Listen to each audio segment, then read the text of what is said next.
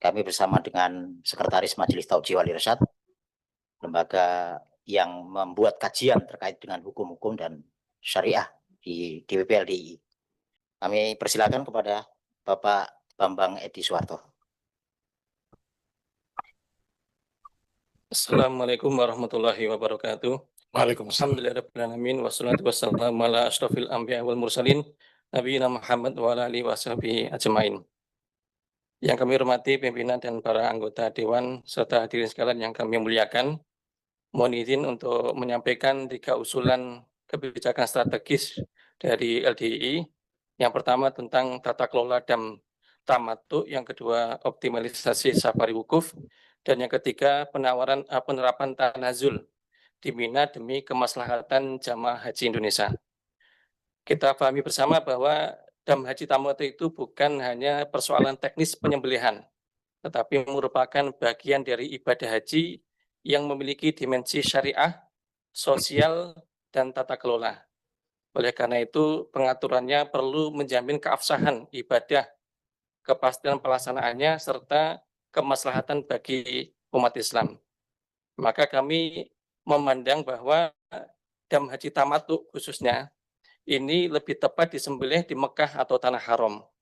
Kemudian dagingnya diprioritaskan untuk fakir miskin yang ada di Mekah. Nanti apabila ada surplus, baru dimanfaatkan lebih lanjut untuk kemaslahatan umat Islam di luar Mekah.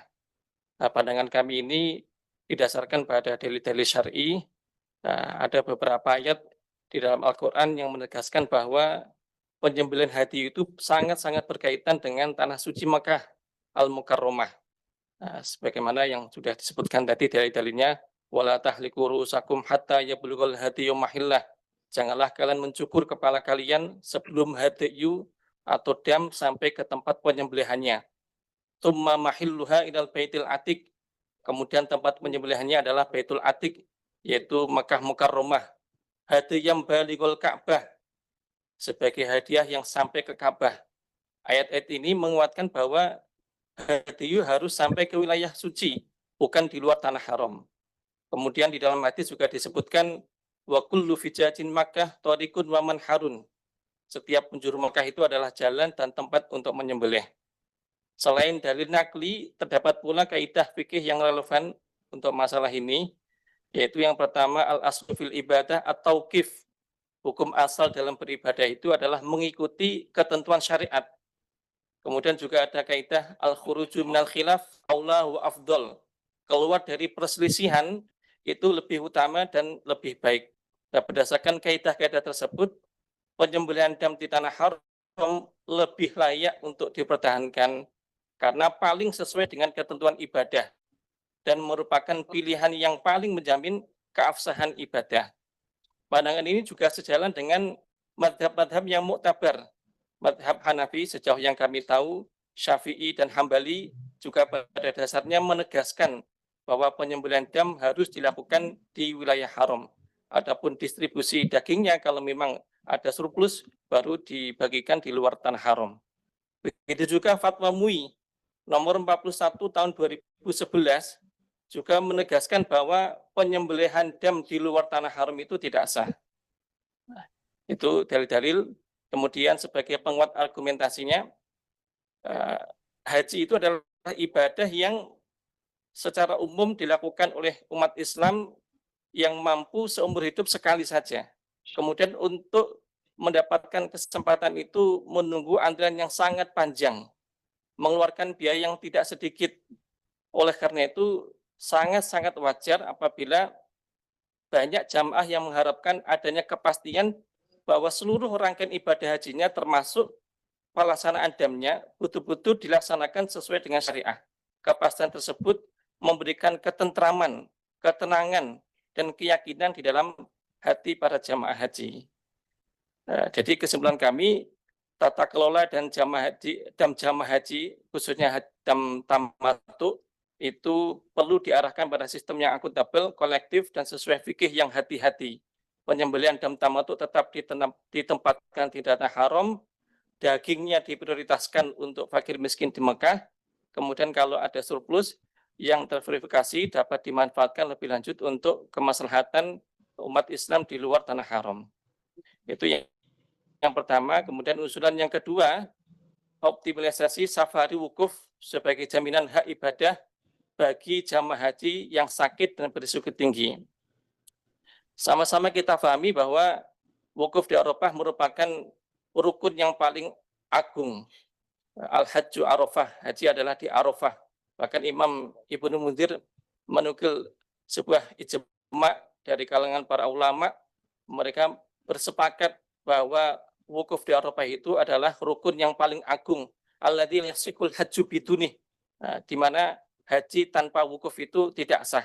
Dalam pandangan fikih haji, wukuf juga dinyatakan sah apabila seseorang berada di Arafah walaupun hanya sebentar saja. Yang penting dalam rentang waktu wukuf, yaitu mulai mulai zawal tanggal 9 itu sampai sebelum terbitnya fajar tanggal 10. Baik dalam kondisi berdiri, duduk, maupun di atas kendaraan. Bahkan baik dalam kondisi terjaga, melek, maupun dalam kondisi tidur. Adapun dalilnya, sebagaimana yang telah Nabi sabdakan, man syahida sholatana hadhihi waqad waqafa bi arafata qabla dzalika lailan aw naharon waqad atamma hajjahu. Siapapun yang menghadiri sholat subuh tanggal 10 bersama kami dan sebelumnya sudah wukuf di Arafah, baik malam ataupun siang, maka sungguh telah sempurna hajinya.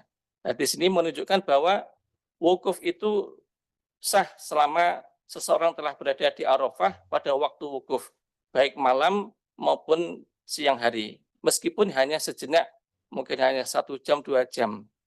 Karena itu segala upaya yang sah untuk menghadirkan jamaah ke Arafah, termasuk safar wukuf, merupakan bagian dari ikhtiar untuk menjaga kesempurnaan ibadah haji. Dari sisi kaidah fikih, terdapat beberapa kaidah yang sangat relevan terkait dengan safari wukuf ini. Yang pertama, al-maisuru la yasqutu bil ma'sur. Apa-apa yang masih mampu dilakukan itu tidak gugur hanya karena ada bagian yang sulit untuk dilakukan. Ma la yudraku kulluh la yudraku kulluh. Sesuatu yang tidak memungkinkan untuk diambil semuanya, maka tidak boleh ditinggalkan keseluruhannya. Memang petunjuk Nabi, wukuf itu mulai zawal sampai maghrib. Kalau memang nggak memungkinkan untuk wukuf dari zawal sampai maghrib, bukan berarti meninggalkan keseluruhannya. Maka kaidah ini menguatkan bahwa safari wukuf merupakan salah satu instrumen syariat yang bisa menjaga ibadah jamaah haji, terutama yang sakit kondisinya. Namun tidak semua jamaah haji sakit dapat mengikuti safari wukuf. Layanan ini diperuntukkan bagi jamaah yang masih memenuhi kriteria transportable, yakni kondisi medisnya stabil dan aman untuk dipindahkan ke Arafah tanpa menimbulkan resiko yang membahayakan keselamatan jiwa. Kemudian safari wukuf juga diberikan kepada jamaah dengan gangguan kesadaran sepanjang masih terdapat peluang untuk sadar sebelum waktu wukufnya berakhir. Adapun jika ada jamaah yang kondisinya sakit terlalu berat sehingga tidak memungkinkan untuk dipindahkan ke Arafah, maka terhadapnya ada mekanisme pengganti yang sah yang sesuai dengan syariat, yaitu badal haji. Sesuai dengan kaidah fikih, idza ta'adzarul aslu yusaru idal badal. Jika pelaksana utama itu tidak bisa melakukannya, maka bisa berpindah kepada penggantinya. Maka usulan kami, karena wukuf itu merupakan rukun inti dalam pelaksanaan ibadah haji yang menentukan sah tidak sahnya pelaksanaan ibadah haji, maka jamaah haji yang sakit harus tetap mendapatkan jaminan hak ibadahnya melalui safari wukuf apabila memang secara medis masih transportable. Adapun melalui badal haji atau melalui badal haji bagi jamaah haji yang memang tidak memungkinkan untuk dibawa ke Arafah. Kemudian untuk usulan yang ketiga, masalah tanazul, ini tanazul yang berbasis uzur syar'i. Sehingga jamaah haji yang diharuskan untuk tanazul bertempat di daerah Sisa maupun Raudhah, itu kita harapkan untuk bisa tetap semampunya mabit di Mina. Landasan utamanya masalah tanazul ini adalah firman Allah, yuridullahu bikumul yusra wala yuridu bikumul usr. Allah menghendaki kemudahan dan Allah tidak menghendaki kesulitan. Ayat ini menjadi dasar bahwa ibadah haji tidak boleh dipaksakan hingga menimbulkan bahaya bagi jamaah yang lemah. Tanazul bagi jamaah yang memiliki udzur syar'i merupakan bentuk penerapan rukhsah yang sejalan dengan semangat kemudahan dalam syariat.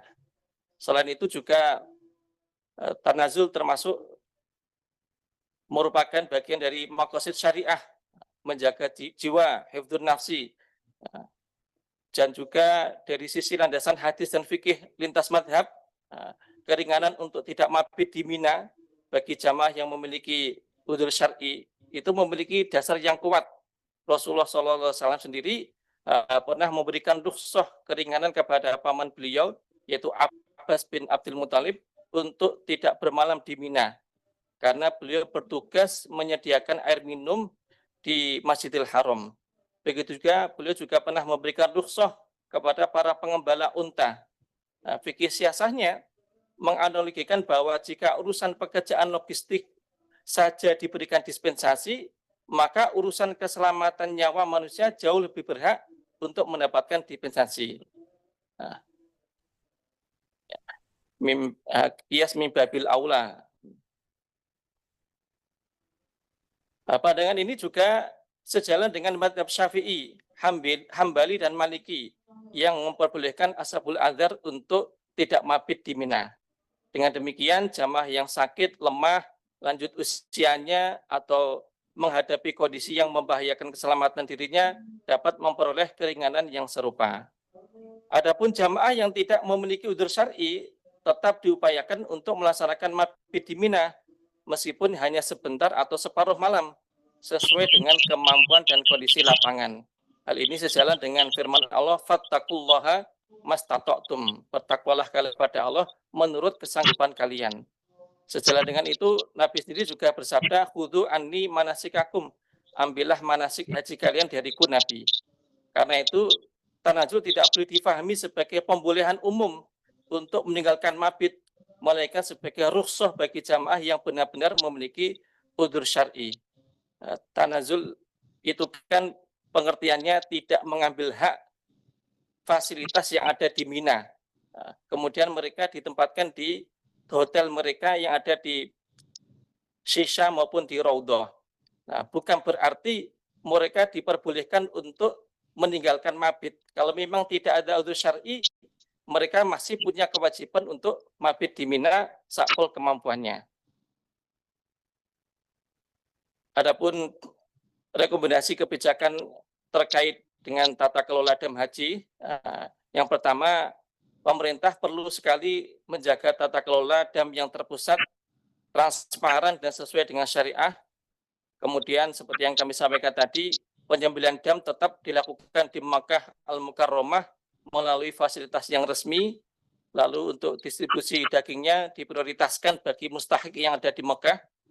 Kemudian jika ada surplus yang terverifikasi dapat dimanfaatkan untuk program kemaslahatan yang lebih luas. Ini kebetulan kami juga sudah lama di Mekah, Bapak. Jadi kami juga tahu persis bagaimana kondisi warga Mekah. Banyak sekali fuqara yang membutuhkan bantuan termasuk berupa daging korban maupun daging dam.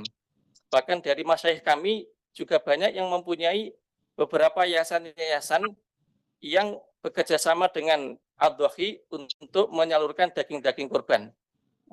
Dan sepengetahuan saya, itu hanya hitungan jam itu jumlah daging yang jumlahnya sampai 1.000, sekitar 1.000 itu hitungan jam sudah terbagikan sampai habis. Ya, selama beberapa hari itu. Mulai pagi dapat kiriman 1.000, nanti siang dapat kiriman 1.000, sore juga 1.000, itu dalam hitungan jam bisa habis. Dan banyak teman-teman kami yang setiap tahunnya juga mengharapkan bantuan dari kami kebetulan warga LDI itu yang berada di Mekah maupun yang di luar Mekah, setiap tahunnya mereka kurban di Mekah jumlahnya sekitar rata-rata 4.000 ekor kambing. Nah, kami juga bekerjasama dengan Ad-Dohi, kemudian dapat fasilitas untuk menyalurkan daging kepada orang-orang yang kami berhak untuk mendapatkannya. Dan dari teman-teman kuliah juga banyak yang mengharapkan bantuan seperti itu. Kemudian yang terakhir, pemerintah menugaskan pengawas independen dari unsur ormas Islam untuk menyaksikan proses penyembelihan di fasilitas resmi sesuai ketentuan keamanan dan protokol yang berlaku, sehingga jamaah memperoleh kepastian bahwa dam mereka dilaksanakan sesuai dengan syariah.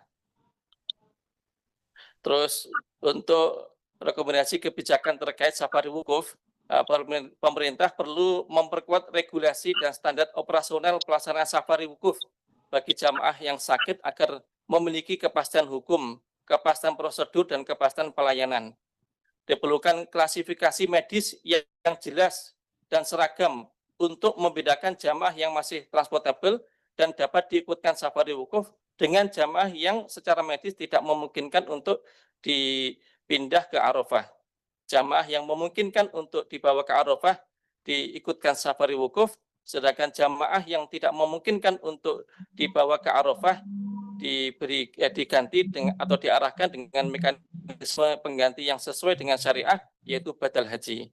Kemudian untuk rekomendasi terkait tanazul, pemerintah perlu juga menetapkan standar operasional tanazul berbasis uzur syar'i dan screening medis pra-arsbuna. Jamaah yang tidak memiliki uzur syar'i tidak semestinya menjadi prioritas tanazul. Kemudian pendamping yang sehat yang diwajibkan untuk tanazul diupayakan bisa mabit di Mina meskipun hanya sebentar atau separuh malam. Kalau dari warga LDI sendiri yang melaksanakan ibadah haji, yang mereka diwajibkan untuk tanazul, mereka yang masih muda, yang kuat-kuat, kita arahkan di malam hari itu berangkat ke Mina, duduk di Mina kurang lebih sampai separuh malam, setelah itu baru kembali ke tendanya. Ada juga yang untuk tanggal 11-nya dan 12-nya, karena mereka juga punya kewajiban melimpar jumroh akobah, ula dan wusta, ula, wusta dan akobah, biar satu jalan dua pelaksanaan ibadah haji, mereka kita arahkan melimparnya itu di waktu malam. Melimpar di waktu malam, kemudian setelah melimpar sekalian mabit. Cukup kali Pak. Demikian yang dapat kami sampaikan, semoga bermanfaat dan menjadi bahan pertimbangan dan perumusan kebijakan yang lebih baik. Alhamdulillah, jazakumullah khairan. Wassalamualaikum warahmatullahi wabarakatuh.